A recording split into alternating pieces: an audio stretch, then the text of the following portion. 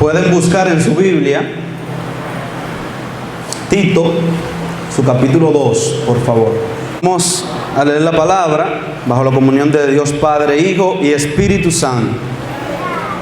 ¿Lo tienen? O digan amén. Enseñanza de la sana doctrina. Primer verso. Pero tú habla lo que está de acuerdo con la sana doctrina. Lo que creían que iba a leer mucho, hasta ahí. Pero tú habla lo que está de acuerdo con la sana doctrina. Cuando nosotros vamos a la palabra de Dios e indagamos sobre Tito, nos damos cuenta que Tito es un discípulo del apóstol Pablo, que se convirtió mientras el apóstol Pablo predicaba en uno de sus viajes. Él empezó a ser leal al apóstol Pablo, a ser leal a la fe, a ser leal a Jesús.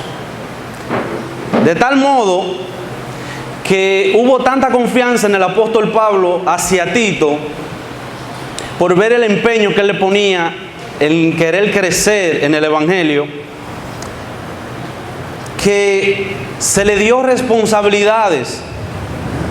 Se le dieron responsabilidades a Tito, aún siendo un joven, que en un verso que leemos de estos capítulos que se le escribió a Tito, dice que nadie menosprecie tu edad. Pero sucede algo de lo que acabamos de leer. Pero tú, habla lo que está conforme a la sana doctrina. Pero que le hable a quién. En ese momento Tito iba o estaba en una isla, la isla de Creta.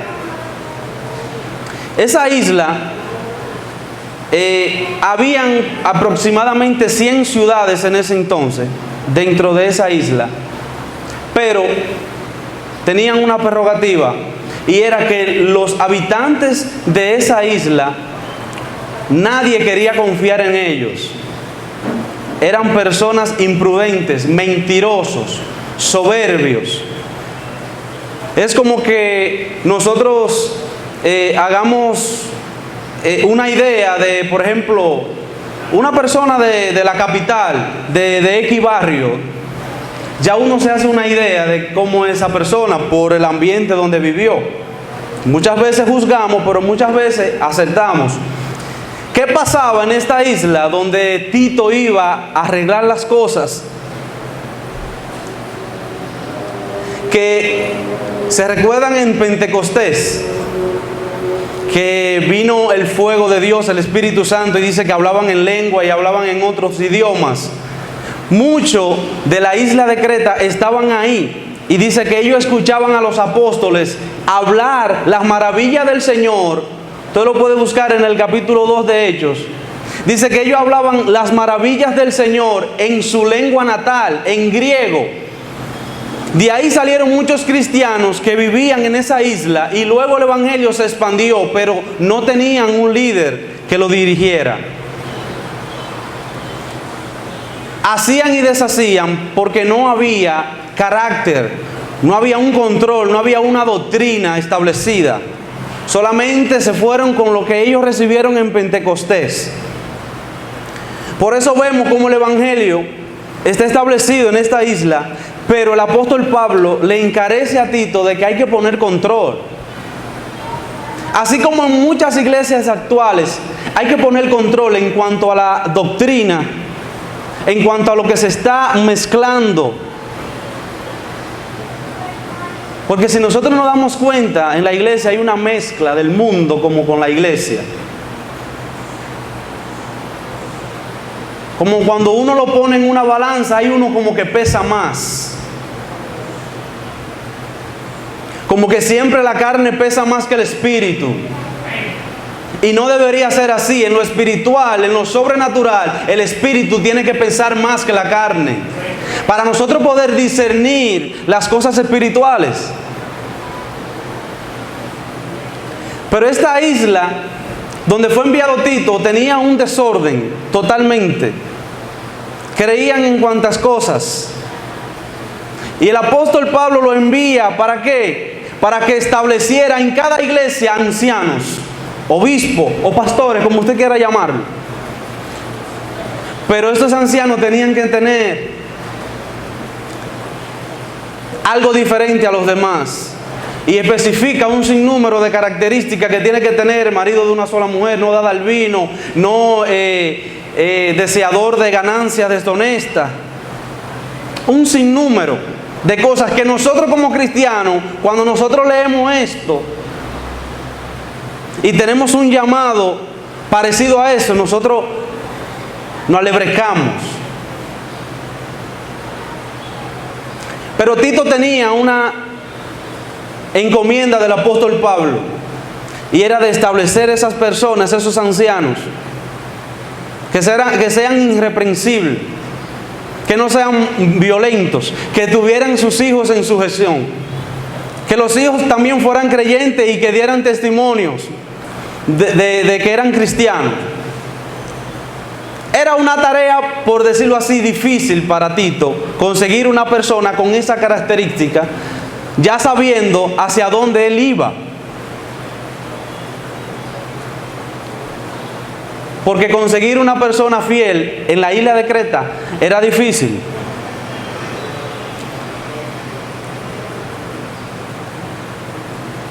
Pero también en este tiempo se está haciendo difícil conseguir personas fieles, que sean fieles a Dios. Que vuestro sí sea sí, que vuestro no sea no.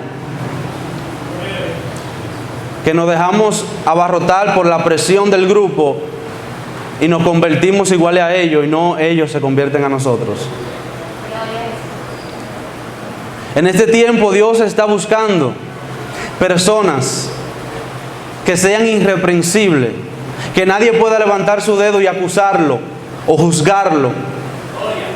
Porque nosotros no podemos ser juzgados, sino que el espiritual juzga todas las cosas. Mas él no es juzgado de nadie. Lo puede leer en Corintios. Pero la cosa se está volviendo al revés. Estamos siendo juzgados porque no estamos en lo espiritual. Ay, ¿por qué tú me juzgas? ¿Por qué tú me dices eso? Porque no está en lo espiritual. Si estuviera en lo espiritual, no hubiera sido juzgado. Hubiera sido irreprensible. Y antes de venir y pararme en este lugar, no quería hacerlo con cosas en mi corazón.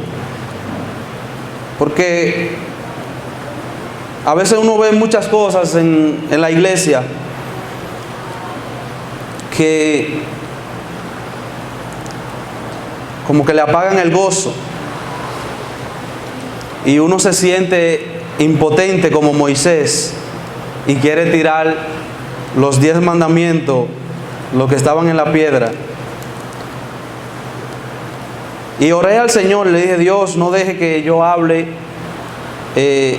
basado en lo que yo siento decir, porque de ahí es que salen las doctrinas erradas, cuando una persona habla de su propia concupiscencia, de lo que siente del hermano, lo habla y no conforme a lo que Dios ha dicho que se diga.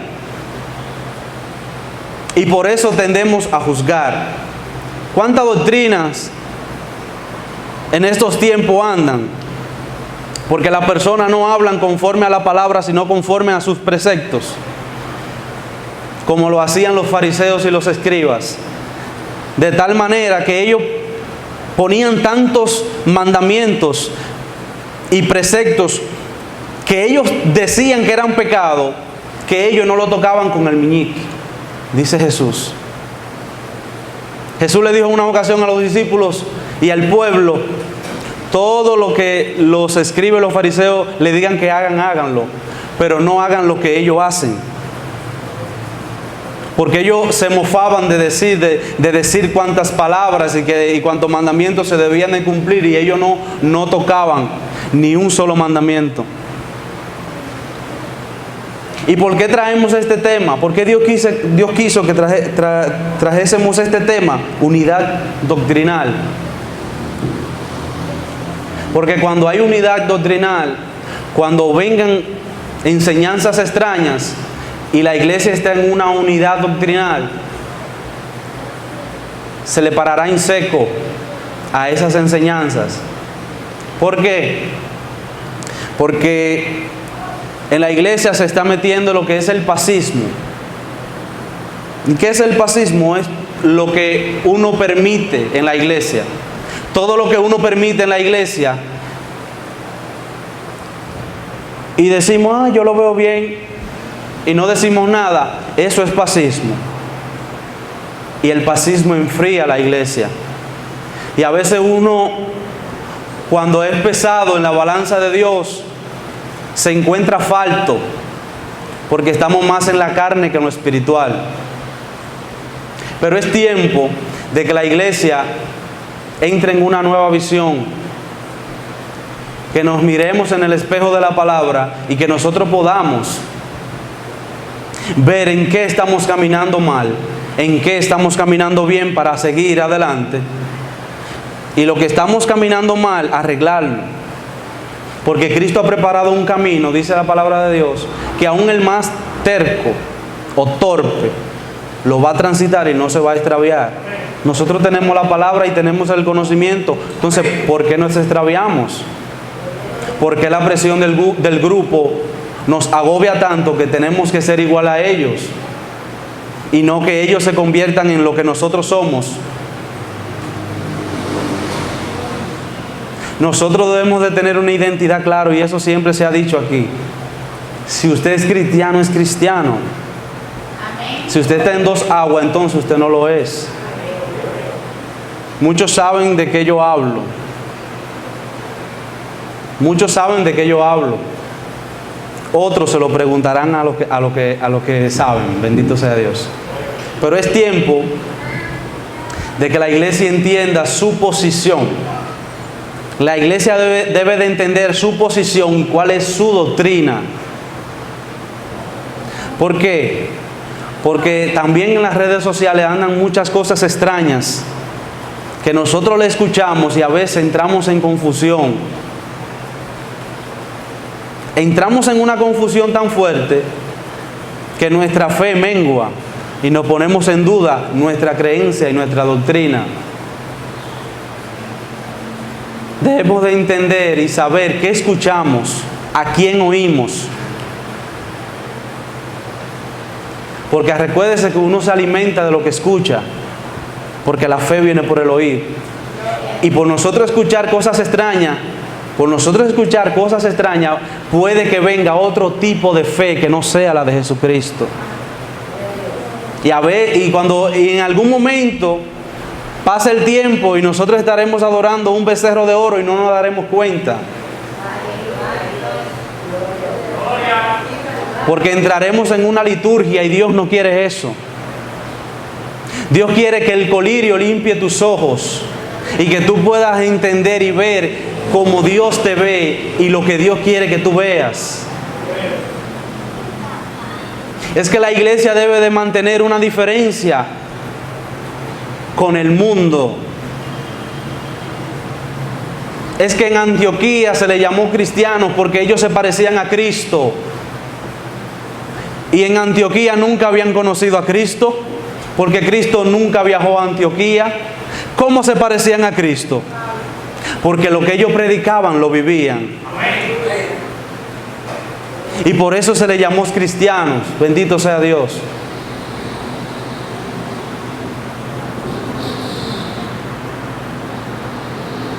Tito capítulo 2 verso 11. Dice la palabra de Dios: porque la gracia de Dios se ha manifestado para salvación a todo hombre, enseñándonos que, renunciando a la impiedad y a los deseos mundanos, vivamos en este siglo sobria, justa y piadosamente, guardando la esperanza bienaventurada y la manifestación gloriosa de nuestro gran Dios y Salvador Jesucristo, quien se dio a sí mismo por nosotros para redimirnos de toda iniquidad y purificar para sí un pueblo propio, celoso de buenas obras. Esto habla y exhorta y reprende con toda autoridad, y nadie te menosprecie. Algo que me impacta aquí es que dice, aguardando la esperanza, en el verso 13, aguardando la esperanza bienaventurada y la manifestación gloriosa de nuestro Dios y Salvador, Jesucristo. Hay personas que están viviendo como que Cristo no viniera.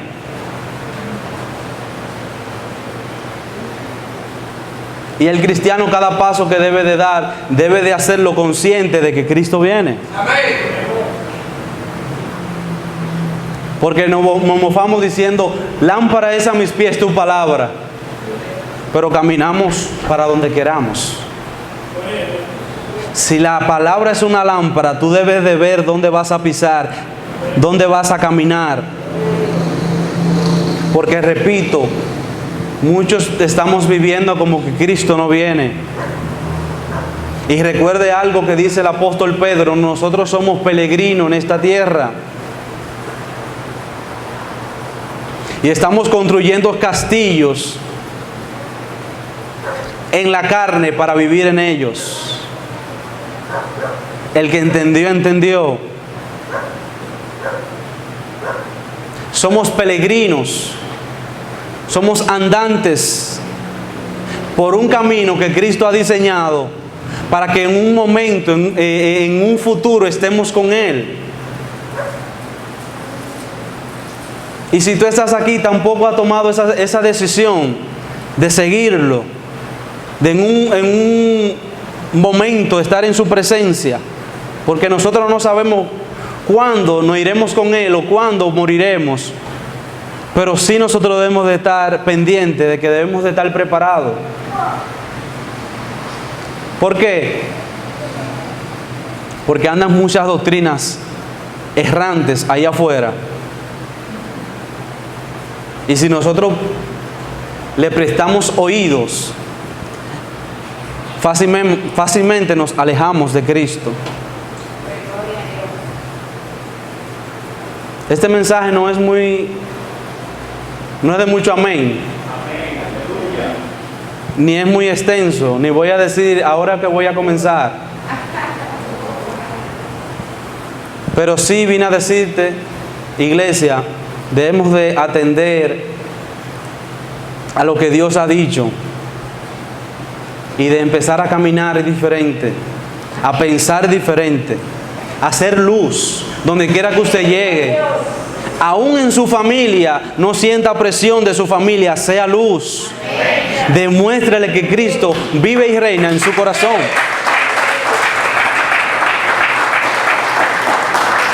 A veces nosotros nos sentimos presionados porque nuestra familia no es cristiana y nosotros nos hacemos cristianos y empezamos a seguir a Cristo y empezamos a ser atacados por nuestra propia familia.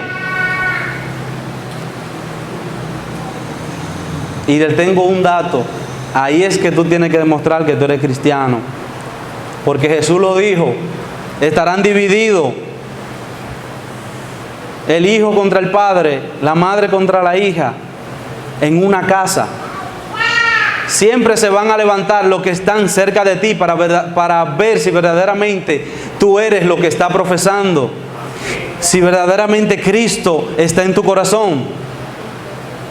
Y ahí esos son los primeros que van a ser portavoces de lo que Cristo ha hecho en tu vida. Porque ellos son los que están viendo la búsqueda, el cambio, porque ellos son los que te conocen.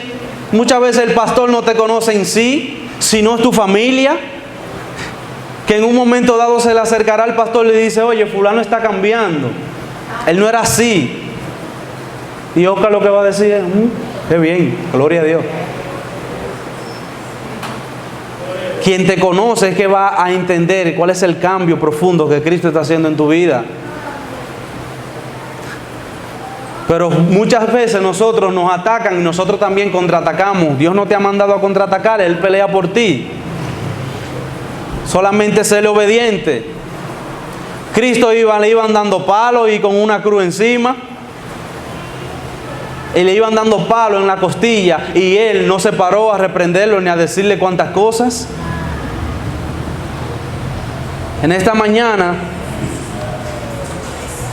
Dios ha hablado a la iglesia, ha hablado a los amigos, ha hablado a aquel que tiene que acercarse más a Dios. Y de que la prioridad de todos nosotros debe ser Dios ante todas las cosas. Debe ser Dios ante todas las cosas. Dios te bendiga y Dios te guarde.